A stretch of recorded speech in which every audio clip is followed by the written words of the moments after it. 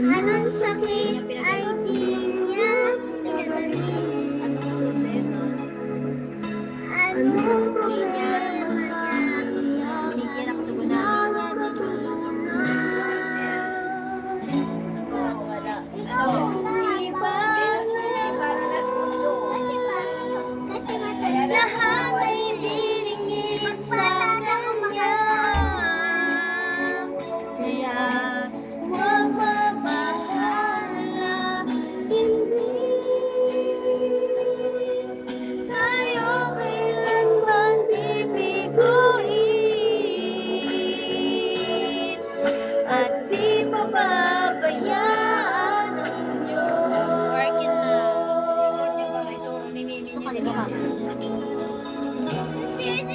Kailangan ka